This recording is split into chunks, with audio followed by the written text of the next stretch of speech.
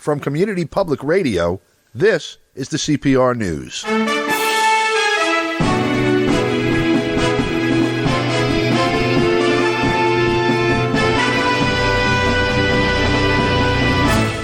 From New York, I'm Don DeBar. Today we go to Moscow to speak with analyst Mark Sloboda. Mark, welcome.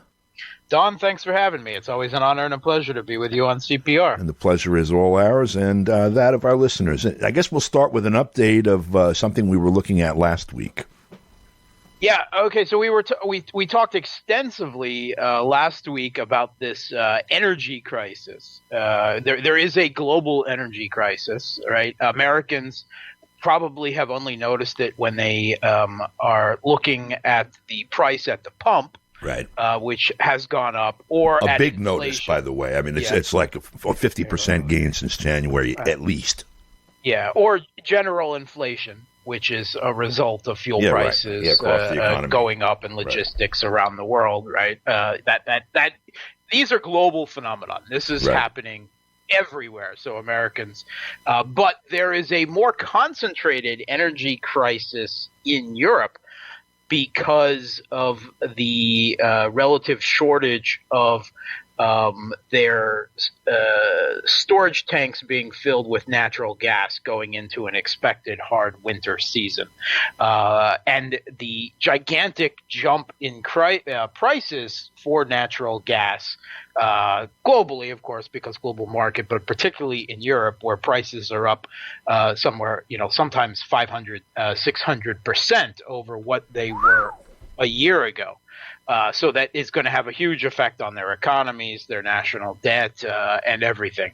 And we talked about how that is largely self-inflicted crisis due to their insistence on a spot market, their over-reliance on wind energy in a year that didn't have much wind, generating electricity for them. Except for the politicians. And the old story of the grasshopper not working as hard as the ant and not filling his storage tanks till late in the season. If you the old winter parable about the grasshopper and the ant, this all tied together, and it all came to a head for poor little Moldova, who is no longer the poorest country in Europe on a per capita basis, because Ukraine is. More than poor for them. But their gas contract ended in the middle of this energy crisis, and they did not have the foresight to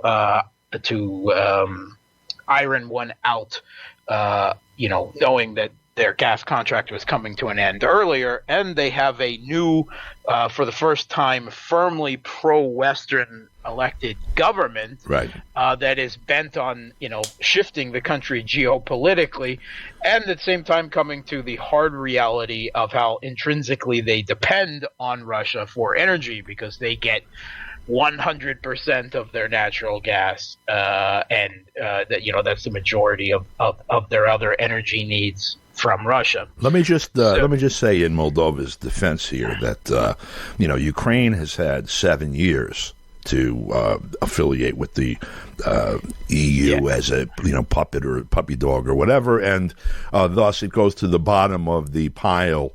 With that long experience, Moldova's just joining, so give it time. It may well get its place in the cellar back, and maybe fairly soon. Yeah.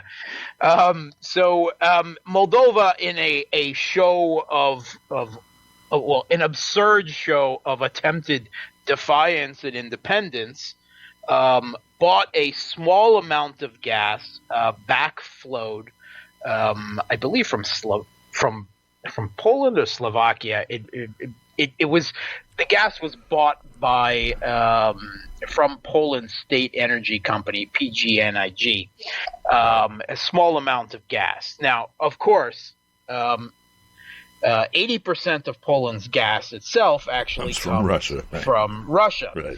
And So their defiance. Oh, we got gas from Europe instead from Russia, and you're like, well, actually, that's still gas from Russia. Now you're just paying a broker. Premium that's right. For being able to rebrand it as not Russian. Right. Congratulations on Someone that. in Poland's getting a commission on top of what Russia charges. Yeah. Now, the funny thing here is that PGNIG turns around a few days later and requests a discount on natural gas from Russia, the Polish state energy company. Official request that they want to pay lower than the market rate for gas, because, hey, we just gave some to Moldova so they could say that they got gas not from Russia, right? And here's the even more humorous thing is back in 2014 as part of a broad range pressure tactics on Russia, as the Ukrainian government was overthrown and that crisis was developing there. Polish state energy company PGNIG, which had been in a long-term contract with Russia, they sued Gazprom in European court to make them lower prices to the market rate, because the market rate at that time was low, because gas and oil prices were plummeting. Gas was still linked to oil at that point, and you saw a price decrease. And Gazprom, in order to continue doing business, had to lower prices for Poland because they wanted to pay the market rate. Now prices have gone up, and PGNIG is now telling Gazprom that they don't want to pay the market rate. It's too high. So it's all rather ironic here, but in the midst of one irony to pile on top of that, by the way, what we're talking about is these are the proponents of a system that is supposedly based upon free trade and market forces, and they have been manipulating those things publicly in every direction, attempting to do so for their own benefit as they make that argument. So Adam Smith, we're not talking. This is not Adam Smith. Russia's position, by the way, has long time been long-term contracts provide energy security and stability for the consumer and financial security for the producer. And that's within a market, too, by the way. You negotiate the contract in the market, and then you live with it. Ameliorate the volatile effects of the market. That's right. Either way, on both parties. That's right. That's the idea. Contracts are actually older than capitalism, and they are an integral part of it. And so this is not like, something that's, we're imposing socialism by imposing contracts. A mortgage is a long-term contract, for example, 30 years or better. This was the EU imposing the spot market on Gazprom and for many of their members, not all of them. Not Germany, it should be said. And those who insisted on it and refused to sign long-term contracts are now facing costs. Nested ironies. Go ahead. Yeah, Moldova, in the meantime, in the last week, has signed a contract with Gazprom. The terms of the contract are not being made public because the Moldovan government does not want the terms of the contract to be made public because they don't want to see how much how much crow they had to eat in the process and what the actual costs to them are. I am sure it is a mediated price, less than the market price right now, which is, absurdly high, but certainly more than they were paying before. So Moldova, anyway, escapes energy crisis. They may be facing a budget crisis come down the line. But right now, they will have gas for this winter. Meanwhile, the energy crisis has somewhat abated because Russia has nearly filled their own storage tanks. So Putin has requested Gazprom to now switch their excess supply up and above, their contracts, which they have always been meeting, to pump gas into the European spot market to increase supplies to Europe so that they can fill their own storage tanks. And that initially saw prices drop.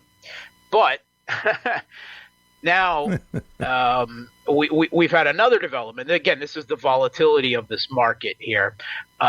Prices are going back up now just in the past 24 hours. And this is because there was just a test of reverse flow, reflowing gas from Poland. Basically, what this shows is that it demonstrates the ability to send gas from Germany back to Poland, and then through the same pipeline system, reverse gas flow, and then on to countries like Ukraine and Moldova, countries which want energy but don't want to buy it from Russia. So they buy it from European countries that buy their gas from Russia and then pay a premium on the geopolitical rebranding of that gas. Can I ask you a technical question before you go any deeper? So is this a EU tax on countries like Poland and Moldova? And I'm sure Ukraine is getting the benefit of this arrangement too, ultimately. So this is an EU tax on these countries that are newly arrived? I would say it's a self-inflicted tax, and the EU, some EU countries are happily reaping the benefit of it. Right.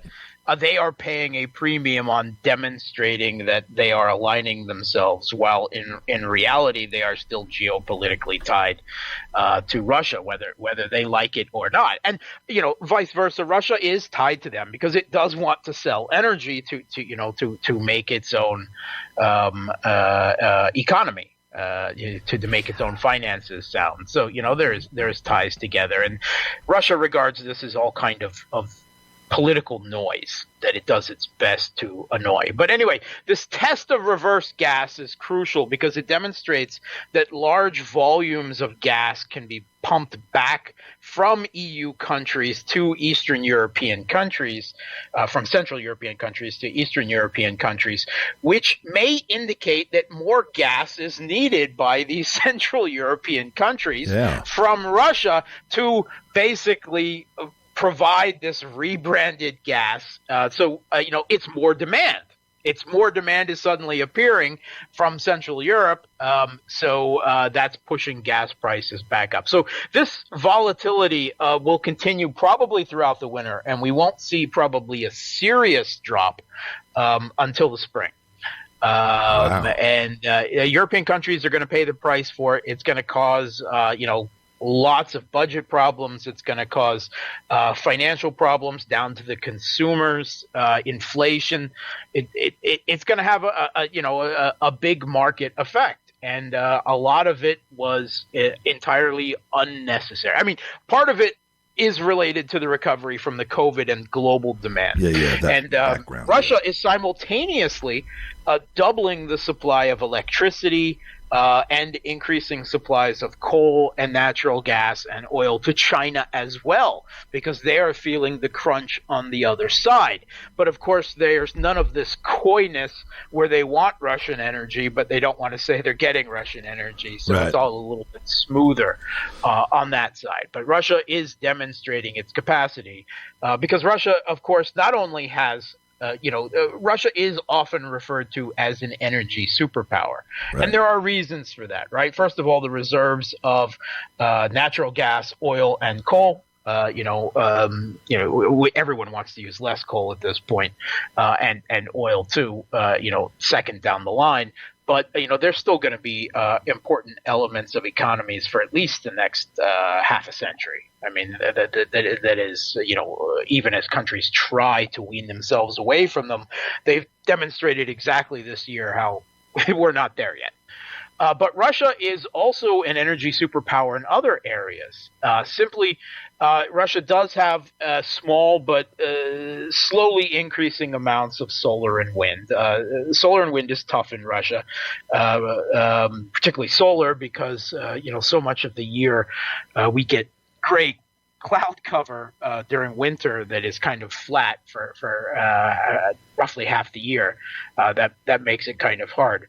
But Russia is a superpower when it comes to nuclear energy. and hydroelectric energy. Right. Russia has a lot of hydroelectric energy, a lot of rivers and a lot of dams constructed, and they make a big business out of selling the expertise and constructing nuclear power plants and hydroelectric dams for other countries as well. Right. And they're demonstrating, this with the hydroelectric and the nuclear, helping them provide electricity to China, doubling the electricity that China's imported. Other European countries are also increasing the amounts. So Russia's also an energy superpower that way. Yeah, and in terms of energy infrastructure, like dam projects and hydroelectric power and nuclear power plants and such. It's funny that you mentioned China, at the beginning of this part of the conversation, because that was, first of all, the big crime and the thing that made the Soviet economy, less desirable was its emphasis supposedly on, heavy industry infrastructure and such rather than consumer goods. I mean, that was the yarn here for a long time. If you'll remember Obama saying Russia is a giant gas station, right? Anything that anyone wants. Right, and it's a big gas station or something. Yeah. They said, yeah.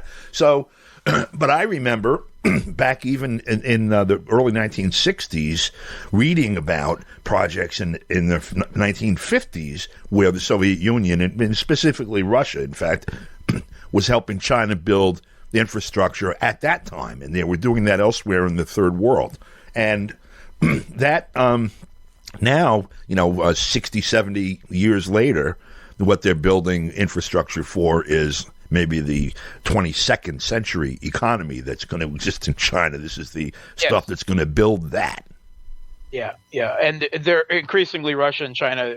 Right now they're doing a joint dam project, and that sort of thing will, I think, we'll continue to see them doing a lot of things together. China, Russia providing experience and know-how. China providing high-tech innovation and, of course, a huge reserve of labor for these projects. So, and some capital now too, by the way, right? I mean, they've accumulated quite a bit of capital too. One other point on this, by the way, when you look at it, up until recently, if there is one, the largest contract and long-term contract, perhaps in the history of the world, at least when it was made, was an energy contract between Russia and China, where they were looking at stability for China building itself into the next decades with a fuel supply supplied from Siberia, basically, from Russia.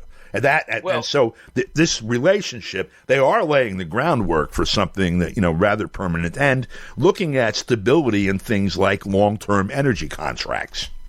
Yeah, and actually, if you'll remember the way the EU started in the aftermath of World War II, starting up in the 1950s, was contracts on coal and steel signed between France and Germany, and that was energy contracts forming an important basis of course would blow up into the European Union there. Right. We're going to build something. One more thing on this energy crisis is that I expect Moldova is dying down, but expect to see an energy crisis with Ukraine coming up further. They still don't have any contract with Gazprom, and they are trying to meet their gas needs, again, by this surreptitious backflow from Europe, which is still buying Russian gas, rebranding it as European gas, right. But the prices are going up beyond Ukraine's ability to pay. They still refuse to negotiate with Gazprom. Gazprom's like, okay, whatever you want, we'll just send more to Central Europe and you'll buy it back from them. And, okay.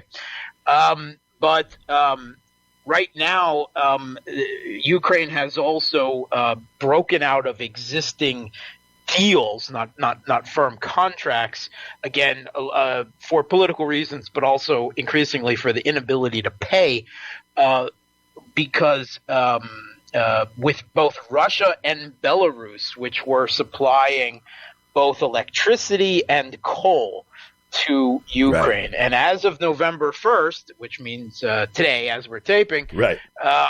they will not be able to. They will not be getting supplies of those going into the winter.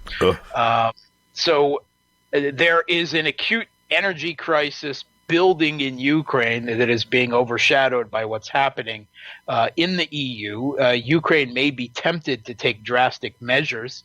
One Ukrainian politician in this Putsch Rada, a member of Yulia Tymoshenko's party, has warned Ukrainians to start collecting animal dung.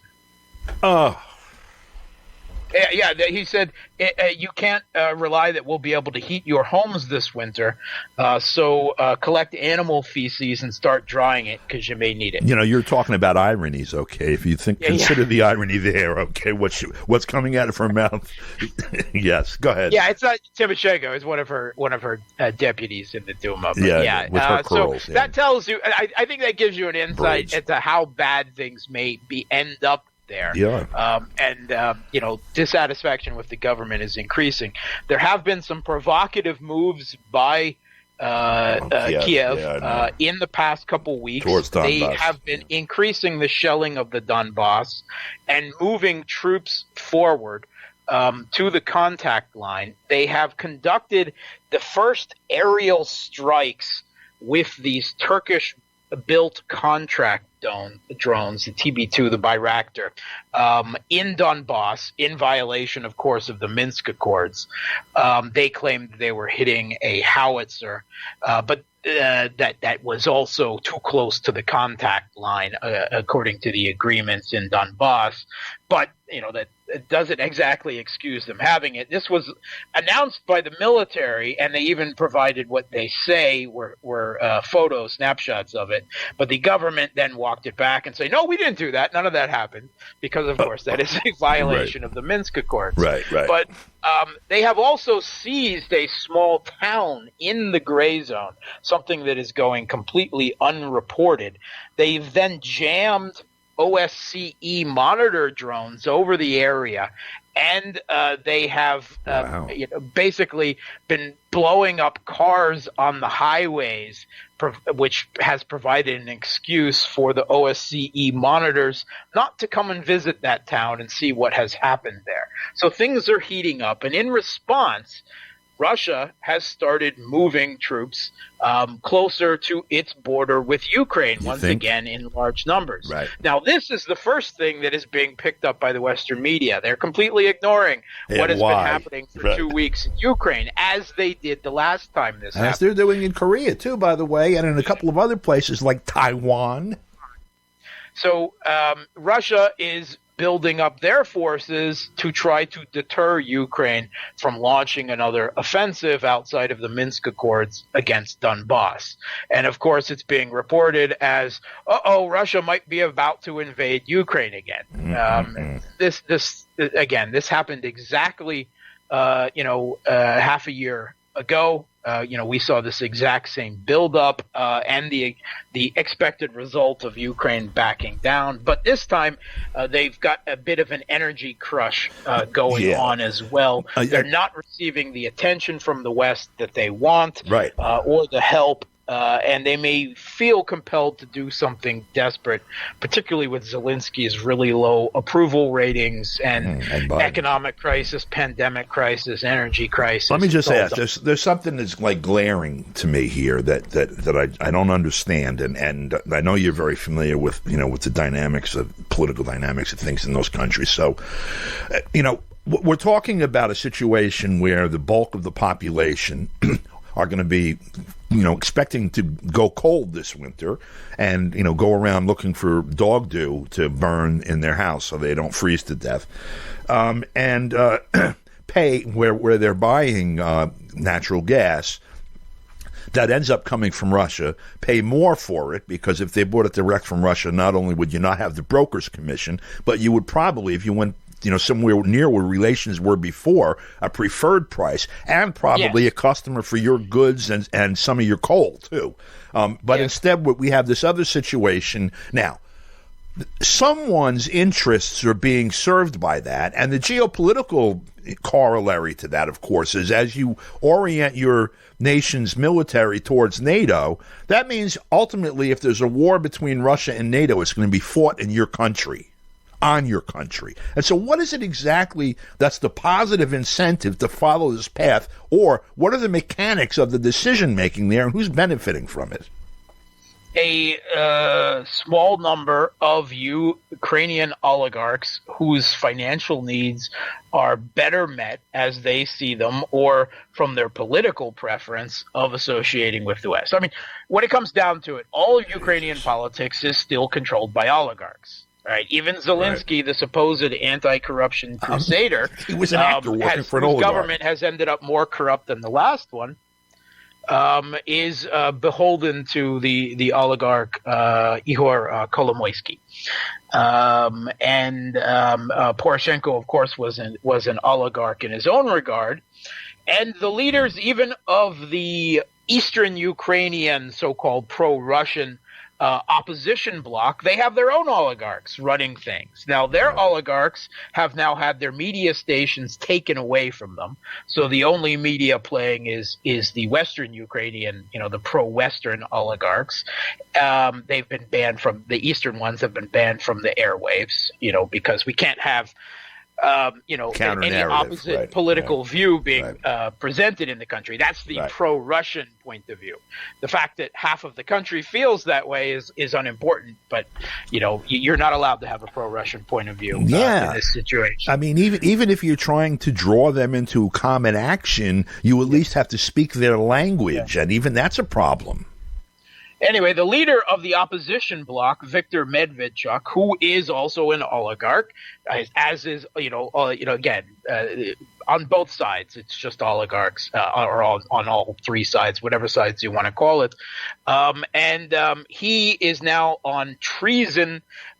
He is now on house arrest under multiple treason and other related charges, basically of it's the essential nature of the charges is that he's too sympathetic to Russia over the whole events of the last few years. Right. And he's the leader of the largest opposition party in the country, which was starting to poll as the largest party in the country until they did this, to, of course, stifle the opposition to this, geopolitical reorientation of the country. Right. And at the same time walking around with Western governments trumpeting them as some kind of, Ukraine has found democracy and freedom and everything. And it's just the interests, the values, the identity of one side of the country, which happens to be pro-Western, being forcibly superimposed on the other side of the country, which holds opposite point of views, but is now politically silenced as a result of 2014 and going forward. So it's not a good situation, and a lot of Ukrainian people are economically suffering now, and might suffer from the cold coming up this winter. They're suffering from an acute lack of vaccines because they can't afford Western vaccines, and they're on the low priority list, and the government refuses to approve Russian vaccines because that would, be evil Russian DNA in their blood, I guess, or something. Right. They can't be healed, better dead than red, or Russian in this case. So there's a lot of crises blowing up in Ukraine, and they're continuing to pay the price for, what ultimately is something superimposed on the whole of the country by a minority, or at best, the political sympathies of half the country. Okay, and we got to leave it there because we're out of time. I do want to have a conversation, maybe next week if we remember, about the next elections in Ukraine, which aren't until 2024 unless they're snap elections for both the parliament and the president. Yes. So no resolution of this issue anytime soon, at least by that mechanism. Mark, thank you very much for your time. It's a pleasure as always. Thanks for having me. And that's all the news we have for you right now. For Community Public Radio, I'm Don DeBar in New York. Thanks for listening.